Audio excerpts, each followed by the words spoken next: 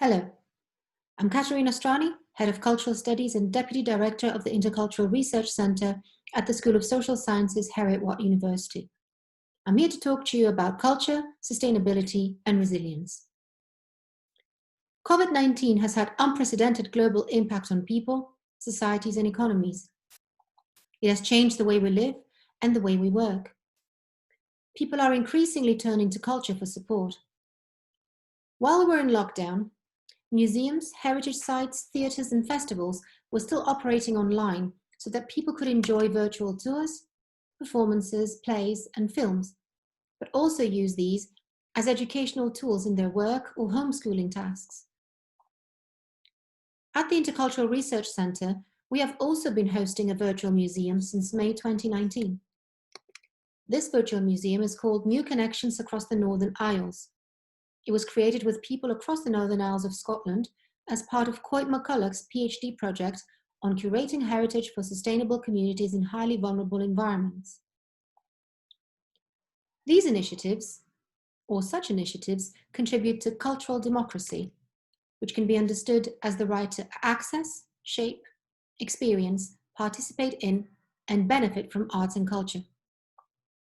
As Mary McFadden explains, a culturally undemocratic nation is one dominated by official culture and riddled with systemic barriers that prevent citizens from engaging with their own cultural heritage.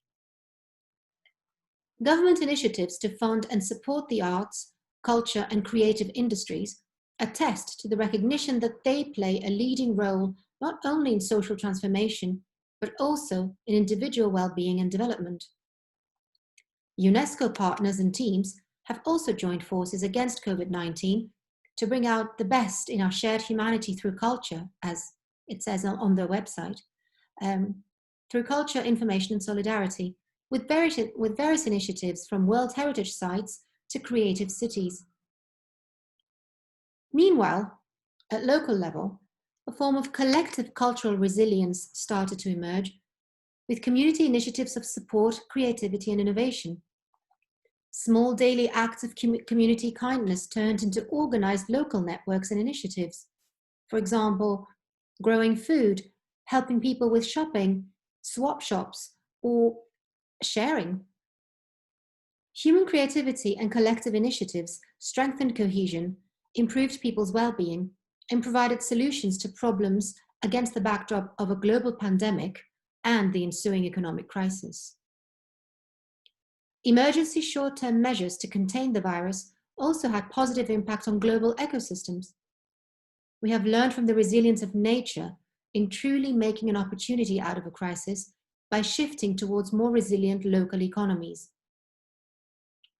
While we didn't necessarily work less, we commuted less, we traveled less, we were more involved in our local communities, we started growing food or buying food near where we live. The idea of sustainability took a central role in people's lives.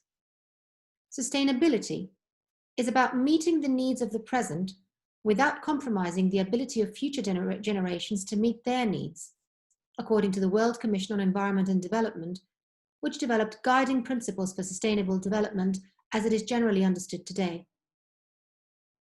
Sustainability goes beyond what McFadden calls artificial stimuli that feeds the plant but starves the soil. Instead, it has the meaning of durability, building something, in this case a system or collection of practices, that is long-lasting and beneficial for generations to come. The key to achieve this is to build strong links between people's sense of place and sustainable living, taking into account, of course, that different people living in the same place may relate to it differently. Identity and belonging are crucial in this respect, and they are fundamental concepts in cultural studies. Our identity may be tied to a land or a physical space, or to what Benedict Anderson called an imagined community that we construct on the basis of what we think unites us. This can be generalized interests, for example, communities of parents, of small business owners, carers, gamers, cyclists, runners, communities of faith, or of any local interests. It is through a diversity of people through a diversity of people and ideas that solutions come forward, and then we can truly deal with the magnitude of the issues facing a community or communities. Practitioners in cultural heritage and cultural resource management must be sensitive to local needs in both understanding a place and also determining how to help communities. Sustainability creates resilience. According to Holtorf, resilient systems and processes can be said to be sustainable in the sense that they have the capacity to deal with change and continue to develop and persist over long periods of time. Culture has a crucial role to play here. Klaus Ehlers explains how cultural resilience considers how cultural background, that is language, customs or norms, helps individuals and communities overcome adversity. The notion of cultural resilience suggests that individuals and communities can deal with and overcome adversity, not just based on individual characteristics alone, but also from the support of larger sociocultural factors. What is the role of heritage in this? Cultural heritage is not something monolithic that belongs to the past and is there for us to be admired. Whether it is tangible, so monuments, buildings, sites, artifacts, or intangible, so practices, festivals, storytelling, oral history, food, dance, or traditional craftsmanship, heritage is dynamic, and it has an extraordinary ability to adapt and develop. Its mere presence, preservation, and persistence is proof of its resilience. At the same time, its dynamism and adaptability promote cultural resilience. If cultural resilience is a community's capacity to absorb disturbance, then heritage has a pivotal role in this. UNESCO's heritage and creativity initiatives show how living heritage can be a source of resilience in the COVID-19 context. Communities are adapting and drawing on their living heritage to respond to the crisis. Just as our immune system provides resistance to infection and toxins, community heritage and sustainability are of paramount importance to our collective resilience. In this way, culture can be part of society's immune system. We explore these and many more issues in our MSc in Cultural Heritage Management, which develops specialized knowledge in the field of cultural heritage and resource management.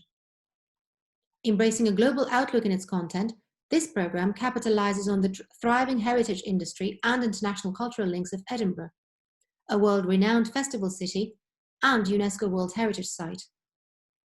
Much of the course content is sourced directly from the world-class research and academic expertise of our Intercultural Research Centre. You will study with leading researchers to increase your understanding of complex heritage and intercultural issues, with particular focus on themes such as cultural resource management, tourism, gender, religion, and language. This will help to show new perspectives on how these factors impact on the management, promotion, and perception of organizations within the arts, heritage, events, and tourism industries. You can adapt your study to the industries and geographical markets of greatest interest and relevance to you. Our tailored international focus is sensitive to cultural differences, and it will ensure that you're well positioned to pursue cultural heritage and cultural research management jobs and opportunities globally. Each year, Heriot-Watt University partners with the Heritage Alliance and the Built Environment Forum Scotland to create the Heritage Careers Guide, a document detailing some of the most exciting career opportunities in the sector. We hope to welcome you to Heriot-Watt soon. Thank you.